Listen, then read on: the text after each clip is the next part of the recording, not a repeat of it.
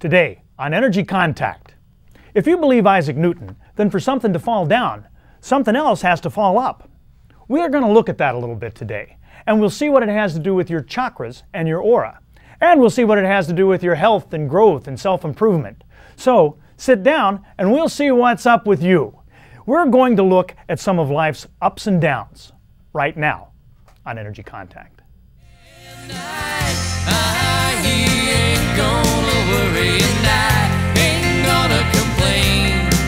I'm gonna drive away all these doubts I've been keeping and doubt. Keep my mind on better things. He ain't gonna worry and I ain't gonna complain. I'm gonna drive away all these doubts I've been keeping and doubt. Keep my mind on better things. Just keep my mind on better things. Hello, and welcome to Energy Contact. My name is Joseph Willenbrink. Thank you for joining me today, and thank you to the production staff here in the studio for helping me get my message out to you. Energy Contact is a series that I'm presenting to you as a public service. It's about attaining perfect health, growth, self-improvement, happiness, and realizing your full potential. It's designed to present you a new way of looking at yourself, and a new way of looking at the world around you. We're talking about things that have to do with making an energetic contact with yourself internally and with the world around you. There's no difference between the body, the mind, the spirit, the emotion, the intellect, the ego. There's no difference between mass and energy. These things are all exactly the same. There is something about us that loves to categorize, classify, separate, parse these things out, dissect them. Take one little cell, look at it under the microscope, and think we know everything. But in fact, all that health and growth and self-improvement we're talking about happens when we do just the opposite. It happens when we put these things together, when we make an energetic contact between the physical world and the unseen one. We're presenting on these programs a brand new paradigm that's thousands of years old.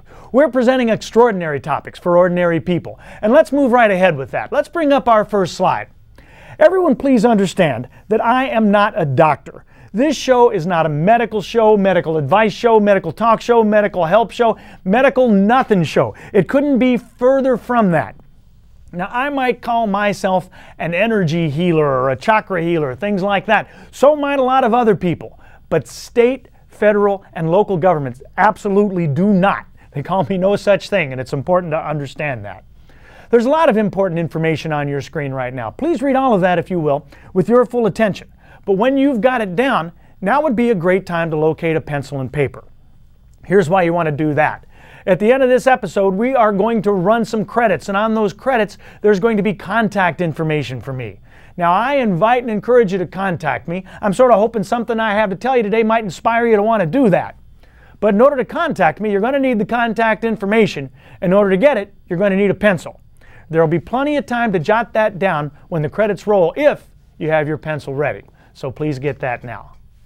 All right, let's come back up here. Today's show is episode number 82 of Energy Contact. And if you're tuning in for the first time today, well, thanks and welcome. You'll enjoy the show. These programs are sequential. They build. We're talking about things today that we've introduced and explained and defined previously. However, I do my very best to make sure that every show has a lot of value on a standalone basis. So if this is your first time here, sit back and relax. You'll get a lot out of this show just as it is. However, if what you see piques your interest, well then I will invite and encourage you to look around, because there will be earlier programs airing at later times, either re-airing right here on this station or on in different days in different areas. And if you look for them, I'll appreciate it. All right, and now it's time for me to introduce my co-host. Let's get my buddy Slim on camera here. This is my pal Slim, and Slim is here for a reason. Since we're investigating what it is that the energy contacts in the physical self, we got to know a few somethings about a few somethings, don't we? We have to know something about energy, and this show is all about energy. But all of that energy out there somewhere in some abstract place does us no good whatsoever. It does us no good until we bring it into contact with something, until we bring it into focus with something. My pal Slim is here to help us understand what that thing is that the energy contacts. Remember, a body without energy is just a corpse. An energy without a body, well, it might be a lot of cool things, but none of them are human. All right, previously on Energy Contact, we've been looking at your chakras and your aura, invisible things, and we have seen that what is visible and what is invisible have absolutely nothing to do with what is real and what is unreal. Matter doesn't matter. It's just a projection, an optical illusion, a hologram. It's that invisible world of wavelengths and frequencies and flows and vibrations. That's all that's real. That's all that's important. That's what this physical body is a hologram of. And all of that stuff manifests itself in the form of the internal forces that animate us and the external forces that push and pull us around. Now, we've seen that for our intents and purposes that there are basically three of these external forces. There's gravity that falls down, entropy that falls apart, and energy that falls up. In other words, we here in this physical world will keep falling down until we hit the earth. And then we'll either bounce back or we'll shatter. Now, we've seen that we don't really have an aura. We have a series of subtle bodies, sheaths, shells, layers, 6 of them in fact, and they're all constantly iterating and interacting with these forces. Now, some people can see these subtle bodies, some people can see the aura, and that's cool enough. But just because we can see something doesn't make it real. In fact, it's been our experience that we have reason to believe it's just the opposite of that. What we've been doing is using the visible as a window into the real. And even though we've seen that in this real world there is only one thing, this physical world appears to be made of dualities and pairs. Healthy or sick, rich or poor, happy or sad, pleasure and pain, cold and hot, raga and devesha, if you remember when we spoke about that, yin and yang. Call it what you will. Our job is to transcend that. And the degree to which we pull it off determines a lot about our success here in this world of physical bodies and in the real world too. We have seen that we have 7 main chakras that have a one-to-one correspondence with these aura layers, with these subtle bodies. That is, each of our 7 main chakras corresponds to one and only one body. One physical one and 6 subtle ones. Now, another thing we've seen that's real on Energy Contact is that invisible body intellect. We've seen that all those things we were always taught in school, they were brain things. The things that give us thought, memory, reason, recall, intellect, intelligence, all those things. That they are in fact in every cell of our body. They permeate every cell of our body. They saturate us.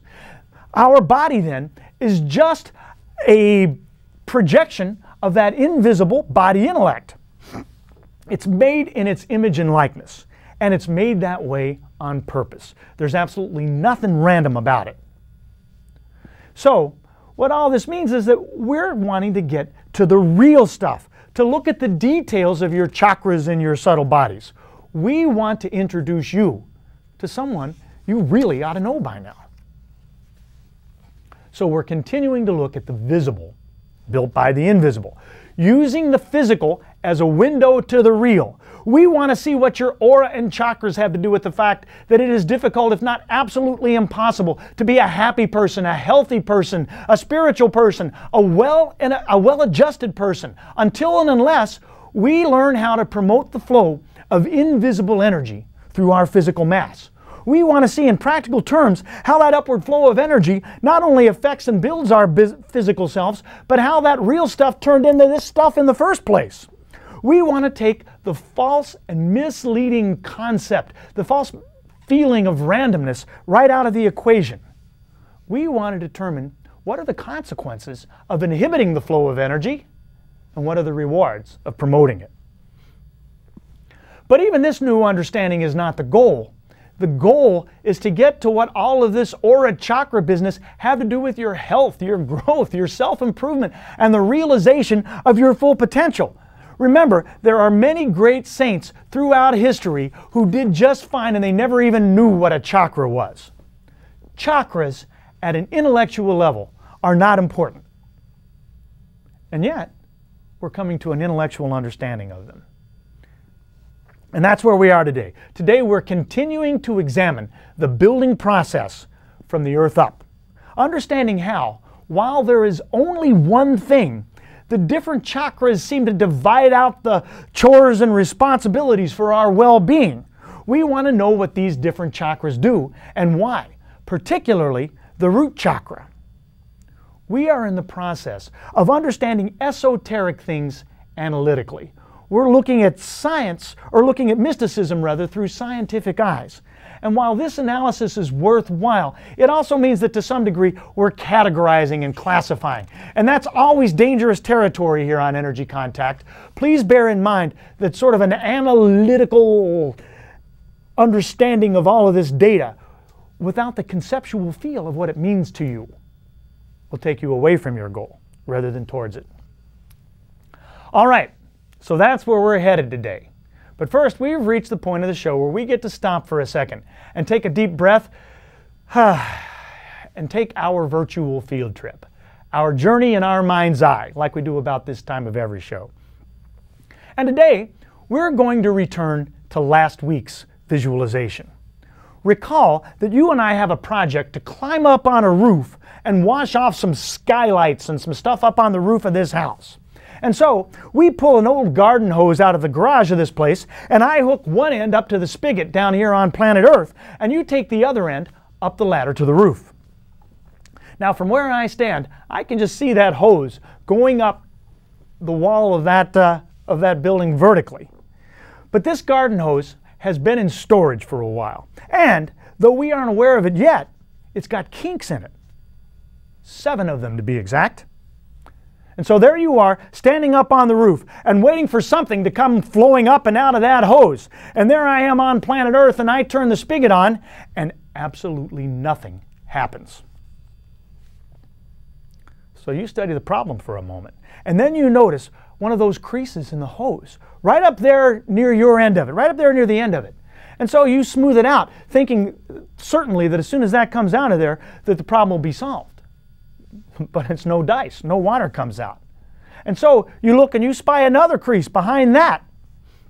But when you straighten it out, same result, no water, no flow. In fact, the crimps are so set in that when you leave the first one to go work with the second one, the first one crimps back up again. Now about this time, I'm on the ground and I notice a fold right next to the spigot, right where I am. And so I uncrease that one. And all of a sudden, that water goes blasting through. And the surge in water pressure from that opens up the next one and the next one and the next one right after another. And all of a sudden, there you are up on the roof and you have flow. You have flow all the way from the spigot, through the hose, and out onto the roof. Hold that thought. We've been playing Pin the Chakras on Slim. We've been doing that to understand where these chakras are. And that's what we're going to return to today. So let's get right to it. Remember that Slim and all our chakras, here I'll pick one up and show it to you. All of these things are just models. They're representations. Real chakras probably don't look like this, huh? They don't look like anything. They're invisible. And so it's also important to know they don't sit still. Chakras are constantly spinning and flowing and fluxing. We'll come back to that. Now, people talk so much about chakras being along your spine that you might be tempted to believe that they're in the back of you. Well, they're not. They're in the middle of you. And they shine out of the front and the back, or in the case of the top and bottom one, out the top and the bottom. You'll recall that these chakras are the crimps that are located along a garden hose-like thing called the Sushumna Nadi. We won't see the Sushumna on Slim, but we are going to see the crimps, the chakras, at least 7 of them. You ready? Let's start right here. This is the root chakra. It's always an adventure on live television to see if we can get all these guys on with no mishaps. This is the root chakra, and it goes on right about right there. Now really, the root chakra, this is sort of a rough representation too. I'm going to turn him over this way so you can see him a little better. Because really, the root chakra sort of shines down. It's probably a little bit more like this slinky here. It comes down this way. It doesn't come out this way. We'll see that a little more in a second too. That red root chakra is located in your body at the perineum. It's called the Muladhara chakra, and it corresponds to the physical body. That's what it is. It's the chakra of the physical body. It does not correspond to an aura layer. There's no aura layer corresponding to the root chakra, and yet it is the reason that all the aura layer business works. This is all profoundly important because since the root chakra is the chakra of the physical body, it means that everything going on with you is caused at and solved at the very root of you. The root chakra must be functioning well for you to maintain health, physical health, over a long period of time. We'll talk more about the root chakra in a minute, but for now, we're going to move along and we're going to put the second chakra on Slim. I'll move his tie out of the way here so you can see him. The second chakra is called the sacral chakra, or the pelvic chakra, or the Svadhisthana chakra in Sanskrit. And it is right here on the front of the hip bone. In the back, it's located right at the junction of the tailbone and the sacrum, hence the name sacral chakra. It corresponds to your first aura layer, known as your emotional body, which in turn maps to your emotional self. And that's profound too. This is the chakra of healthy relationships to healthy available people, or the lack thereof. The second chakra is not about loving all the people of the world. That's a heart responsibility. Rather, it is about the close relationships you attract and the ones you push away.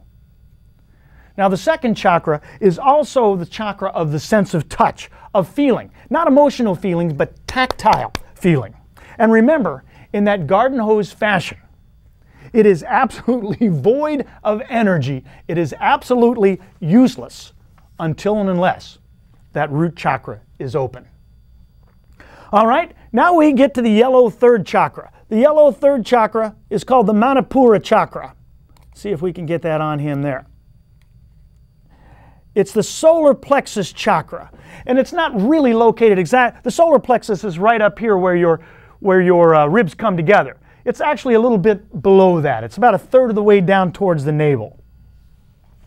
Now this Manipura chakra corresponds to your mental body, your mental self. A spiritual thought has a yellow color.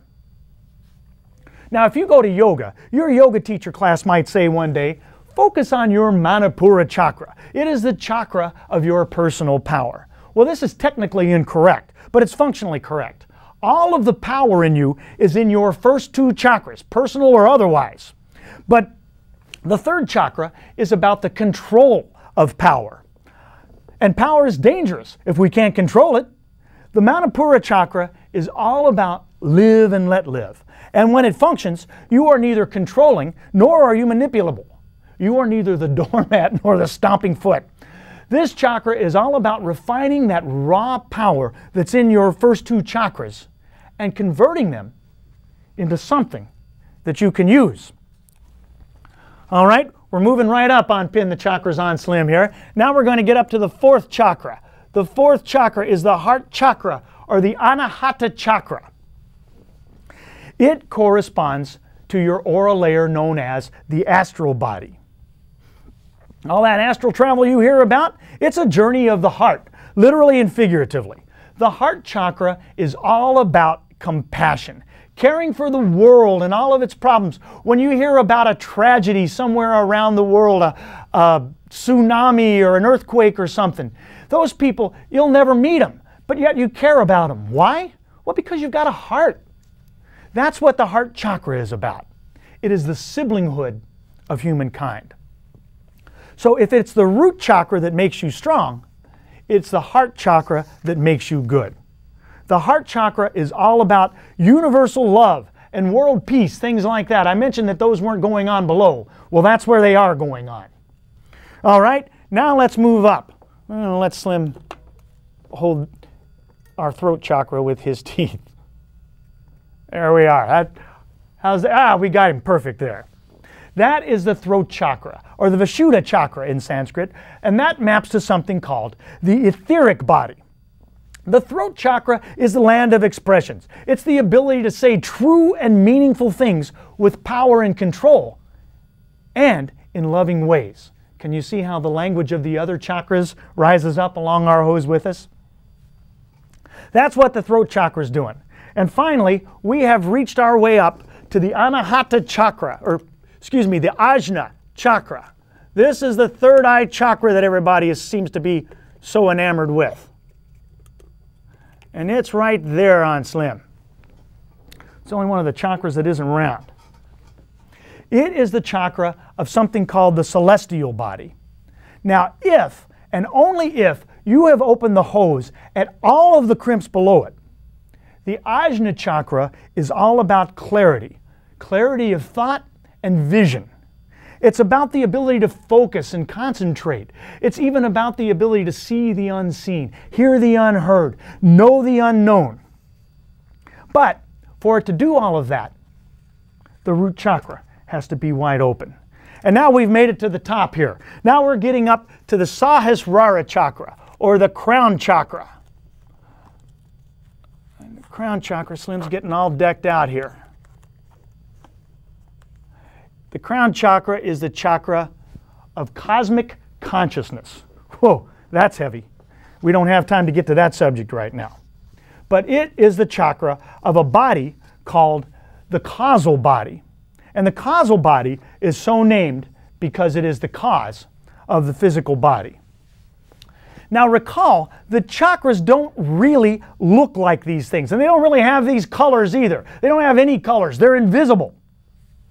But very real. Remember, a surgeon can cut you open all day long and look around. He will not find a chakra. He won't find one. He also won't find love, peace, goodness. But we know they're in there. So there they are in a static form, but we want to get at least an idea of the constant motion, the energy generating function of these things. So let's go right from Slim, let's go right to our slide. And we're going to see on our slide here, there it is, those springs there coming out of Slim. I used a slinky as a spring a little while ago. Those denote energy waves, really. Energy waves that emanate out of these chakras and into them too. That skinny pole, by the way, that's our garden hose. That skinny, tiny little pole, you can barely see it there, that runs through those chakras. That's the Sushumna. Now visualize, as you look at that fellow there on the left of the picture, visualize all those chakras spinning about and all those springs sort of turning like a corkscrew, sort of orbiting and fluxing and gyrating. Why? Because that's what energy waves do. And they're all invisible because that's what energy waves are. These waves, radio waves, cell phone signals, microwaves, radar, whatever. We've spoken a lot about the waves of the electromagnetic spectrum here on Energy Contact. And those chakras are not just generating those waves, they're intaking them too. It's a two-way street. Those energy waves, denoted by those springs there that you're imagining spinning, they inhale and exhale. They constantly empty and they reload, sort of like a heart does or like a lung does. But in order for these energy waves to exist, the ones on the springs, the chakras have to be spinning. They have to be in constant motion, just like your lungs are, just like your heart is. And then that energy broadcasts out of those springs, almost like they're the horns of a trumpet. In the sense of Newton's physics, those things are using electrical energy to generate mechanical energy, and vice versa. And they do both to move mass. And the mass in this case is you. Now that's Newton's physics. According to Einstein's physics, what they're doing is just spooky, and we don't have time to go into that for another show. Excuse me. All right. On the other side of your screen there is the relationship of the 7 main chakras to those 7 main bodies we just spoke of. Those going outward are those body names we just mentioned. In the middle there you can see those chakra names. Let's go quickly to our next slide and we'll see a different view here. Those are those Sanskrit names and then the English names, and the next category is a brief translation of those Sanskrit names and then the body to which they correspond. We'll leave them in place for just a moment. We say that the first and the 7th chakras are the front of each other. And so as you look at this, you can think about why that is. The first chakra has everything to do with the physical self, and the 7th chakra has everything to do with the energetic reasons that you even have a physical self. All right, let's come back here. As a matter of fact, let's go back up to our roof for a moment, and we're going to take Isaac Newton with us. Like we said at the show opener, if something is falling down, something else must be falling up. That's the old thing you've heard. Every action has an equal and opposite reaction. Now we know that gravity falls down, but when we opened that first crimp in our hose, energy moved up, water moved up. Why? Because that water buildup had energy behind it, and that's the way that energy goes. We've often discussed that, haven't we? How gravity falls down and energy falls up and entropy falls apart. Well, it's all coming together right up here on our roof with the contents in the hose flowing up and with the earth down beneath. If you were to jump off of this roof, gravity would take you right down to the earth. You'd have no problem getting there. But when you landed, let's say you land on your feet. Well, it's not your feet that hurt that much. You feel the impact in your knees and in your hips. Not only that, but you'll probably get a headache because it'll go right up your spine and right into your head. How's that work? Well, what happens is the energy of the earth falls up through you the moment you land and you experience entropy. But if you fall too far, you experience too much of it. You break something or hurt something or traumatize something. In other words, you fall apart, at least to some degree. And you feel pain, because pain is resistance to flow. While you're in the air, you're flowing. There is no resistance. And one thing else happens after you land. You know that it's going to take a lot longer to put yourself back together than it did to break yourself in the first place. So, our instincts lie to us, don't they? Our most primal instinct is the fear of falling. But falling isn't the problem. It's landing. It's impact. The whole time you're in the air, everything is just fine. So on our journey for health and growth and happiness and self-improvement and the realization of our full potential, we use the physical to move the energetic, and we use the energetic to move the physical. Can you see how that happens? When your body moves, the energy moves, and then when your energy moves, your body moves. It goes around and around. There's no difference. It's all the same. The mess we get ourselves into is by clinging to that belief that there's any difference in the first place. So it's an endless loop. These things, mass and energy, constantly feeding into each other. We just have to pick a point and dive into it somewhere. But in the chakra sense, we have to get in at the root. That hose is the Sushumna Nadi, and that's where everything begins there too. It's the root. We need to get a steady flow all the way from the bottom of us to the top. But if we can just open up that bottom crimp, everything else might open up all by itself. And that's all the time we have for today. Thanks for joining me. I wish you peace and positive energy and a healthy life in Energy Contact.